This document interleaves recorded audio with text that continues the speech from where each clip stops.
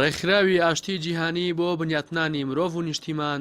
لە شاری سلێمانی کۆنفرانسێکی بۆ ئاشتی هێزە سیاسی و ئاینی و کۆمەڵاتیەکان ڕێکخست. لە پانێڵەکانی کۆنفرانسەکەدا باس لە گرنگی پەرەپێدانی زیاتری ئاشتی لە نێوان پێکهاتەکانی عێراق و هەرێمی کوردستان کرایەوە.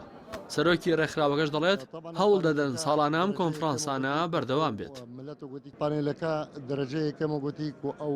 ملەتە گوتی کە سیاسی و ڕیجالە دین و ئەو خەڵکی اجتماعی بڵێ شێخی عەشیرە ئەو جیهاتی گوتی بڵێن مجتەمع المەدەنی ئەو ناو گوتی گەلێک و دۆ بن دەبتوانێت گوتی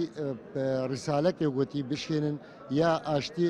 بشێنە گوتی هەموو دەولەتی عالەمێ ئەنۆ گوتی ئەم وڵاتە گوتی حازری وگوتی مستقبلی گوتی باشترا لەو گوتی بۆ ئازادی و گوتی وی وڵاتی ئەوە طبعا ئەکید ساڵانە بەردەوام بێت طبعا وگوتی سەر هەموو مەجالات ئەزانی مەجالی علمی مەجالی سەقافی مەجالی اجتماعی.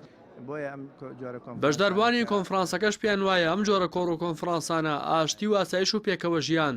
لە نێوان چین و توێژ و ئاین و لایەنە سیاسی جیاوازەکانی کوردستان بەهێزتر دەکات. ئەم کۆڕ و کۆبوونەوانە ئەم کۆنفرانسانە دەوری کاریگەری هەیە لە ئاگادارکردنەوەی خەڵک لە ڕۆشنبیرکردنەوەی خەڵک ئەم کۆڕ و کۆبوونەوانە کە تایبەتە بە تایبەت ئەوەی ئەمڕۆ کە تایبەتە بە ئاشتی پێکەوە ژیان بەڕاستی ئاشتی پێکەوە ژیان یەکێکە لەو شتانەی کە خوای پەروەردگار بە منەت باسی ئەکا بەسەر مرۆڤەکانە و بە تایبەت بەسەر قوڕەیشا کە ئەفەرمێ الذي أطعمه من جوع وآمنه من خوف ئێوە خوای خۆتان بپەرستن کە خاوەنی بەیتی کەعبەی پیرۆزە ئەو خوای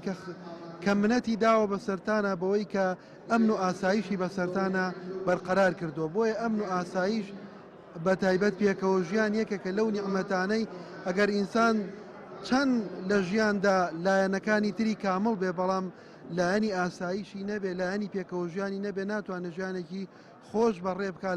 لە جیهاندا لە ژیانی خۆیدا. دیارە ئەم کۆنفرانسانەی کە لەسەر ئاشتی و لەسەر هەر بابەتێکی تر بیرخستنەوەیە و ئاشتی بابەتێکی زۆر گرنگە بابەتێکی جیهانیە بابەتێکی ناوچەیە بابەتێکی ناوخۆیە بابەتێکە پەیوەندی بە هەموو تاکێکەوە هەیە بابەتێکە پەیوەندی بە هەموو خێزانێکەوە هەیە بە هەموو پەیوەندەکانەوە هەیە دەبێ ئاشتی هەمومان لە خزمەتی بین و هەوڵی بۆ بدەین و بیپارێزین لە ئاشتیە کۆمەڵ وەتاک گەشاکات زانست گەشاکات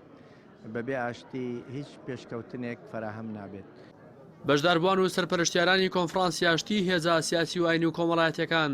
هاوڕابوون کە لە کوردستان پەیڕەوانی ئاینە جیاوازەکان مامەڵەیەکی نمونەییان بەیەکەوە هەیە و پێکەوە ژیانی ڕاستەقینەیان بەدی هێناوە. هەروەها باسییان لەوەش دەکرد کە کوردستان بەدەست ململانێ سیاسیەکانەوە دەناڵێنێت کە بەرژەوەندی لایەنە دەسەڵاتدارەکان و